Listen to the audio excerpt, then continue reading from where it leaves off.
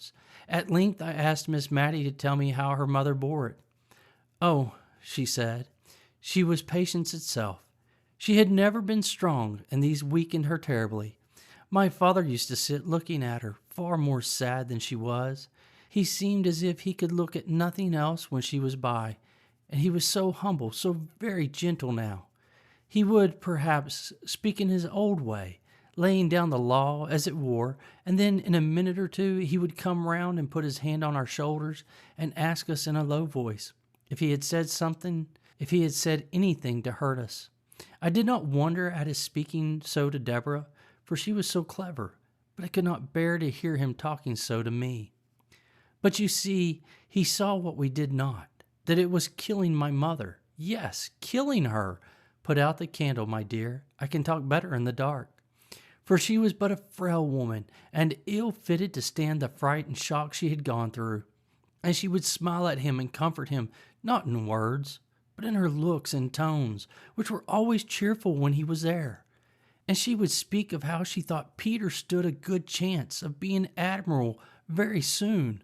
He was so brave and clever, and how she thought of seeing him in his navy uniform, and what sort of hats admirals wore, and how much more fit he was to be a sailor than a clergyman, and all in that way, just to make my father think she was quite glad of what came out of the unlucky morning's work, and the flogging which was always in his mind, as we all knew.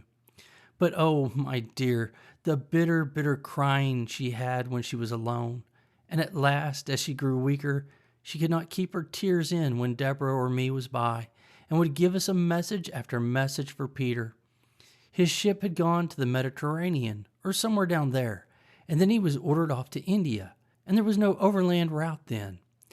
But she still said that no one knew where their death lay in wait, and that we were not to think hers was near. We did not think it, but we knew it, as we saw her fading away. Well, my dear, it's very foolish of me, I know, when in all likelihood I am so near seeing her again.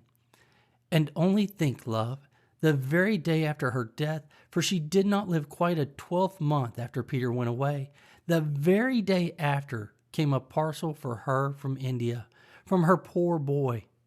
It was a large, soft, white Indian shawl, with just a little narrow border all around, just what my mother would have liked. We thought it might rouse my father, for he had sat with her hand in his all night long.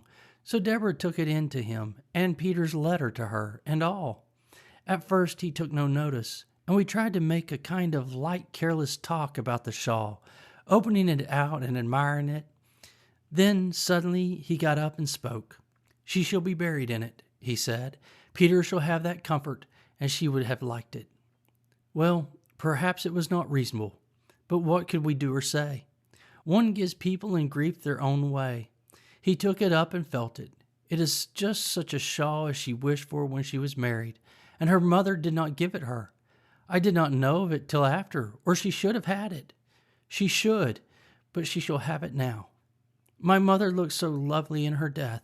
She was always pretty, and now she looked fair and waxen and young, younger than Deborah, as she stood trembling and shivering by her. We decked her in the long, soft folds. She lay smiling, as if pleased, and people came, all Cranford came, to beg to see her, for they had loved her dearly, as well they might, and the country woman brought posies. Old Clare's wife brought some white violets, and begged they might lie on her breast. Deborah said to me, the day of my mother's funeral, that if she had 100 offers, she never would marry and leave my father. It was not very likely she would have so many. I don't know that she had one, but it was not less to her credit to say so. She was such a daughter to my father as I think there never was before or since. His eyes failed him, and she read book after book, and wrote and copied, and was always at his service in any parish business. She could do many more things than my poor mother could. She even once wrote a letter to the bishop for my father. But he missed my mother sorely. The whole parish noticed it. Not that he was less active. I think he was more so, and more patient in helping everyone. I did all I could to set Deborah at liberty to be with him, for I knew I was good for little, and that my best work in the world was to do odd jobs quietly and set others at liberty. But my father was a changed man. Did Mr. Peter ever come home? Yes, once. He came home a lieutenant. He did not get to be admiral. And he and my father were such friends. My father took him into every house in the parish. He was so proud of him. He never walked out without Peter's arm to lean upon. Deborah used to smile. I don't think we ever laughed again after my mother's death, and say she was quite put in a corner. Not but what my father always wanted her when there was letter writing or reading to be done, or anything to be settled. And then, said I, after a pause, then Peter went to sea again. And by my father died, blessing us both, and thanking Deborah for all she had been to him. And, of course, our circumstances were changed. And instead of living at the rectory and keeping 3 maids and a man, we had to come to this small house and be content with a servant of all work. But as Deborah used to say, we have always lived genteelly, even if circumstances have compelled us to simplicity. Poor Deborah. And Mr. Peter, asked I. Oh, there was some great war in India. I forget what they called it, and we have never heard of Peter since then. I believe he is dead myself, and it sometimes fidgets me that we have never put on mourning for him. And then again, when I sit by myself and all the house is still, I think I hear his step coming up the street, and my heart begins to flutter and beat. But the sound always goes past, and Peter never comes. That's Martha back. No, I'll go, my dear. I can always find my way in the dark, you know, and a blow of fresh air at the door will do my head good, and it's rather got a trick of aching. So she pattered off. I had lighted the candle to give the room a cheerful appearance against her return.